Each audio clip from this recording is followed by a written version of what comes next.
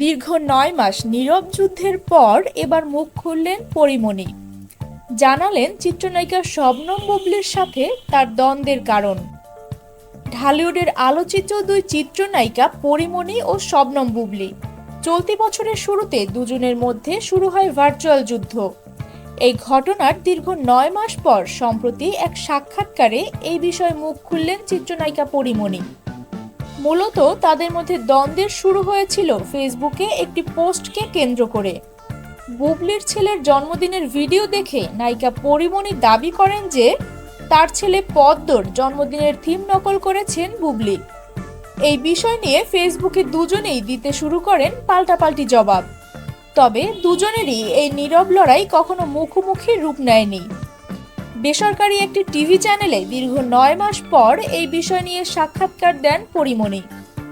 বুবলির সঙ্গে ভার্চুয়াল যুদ্ধের ঘটনায় পরীমণি বলেন, বুবলির বোনকে আমি চিনতামই না। ওনার বোন যখন একটা বাজে স্ট্যাটাস দিয়েছে, এসব যখন আমার লোকজন আমাকে দেখাচ্ছে, তখন তো বিষয়টা দুঃখজনক। যার সাথে আমার কথা হচ্ছে তারই আমাকে বলা উচিত। আমার সবকিছু আমাকেই জবাব দিতে হয়েছে। সমস্যাটা যেহেতু আমার, এখানে পরিবারকে টানার কোনো অর্থই হয় না। আমার কাছে যেটা আছে সেটা হচ্ছে সত্যি। এই সত্যিটাই আমার শক্তি।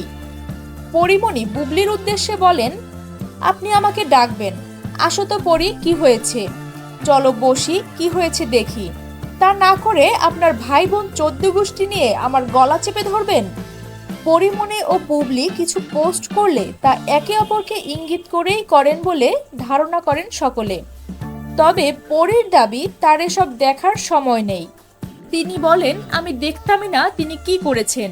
আমার শুভাকাঙ্ক্ষীদের কেউ যখন দেখাতো তখনই দেখা হতো, এই যা, এর বাইরে আর কিছুই না। বিনোদনমূলক সকল ভিডিও সবার আগে পেতে এখনই সাবস্ক্রাইব করুন নবযুগ টিভি এন্টারটেইনমেন্ট।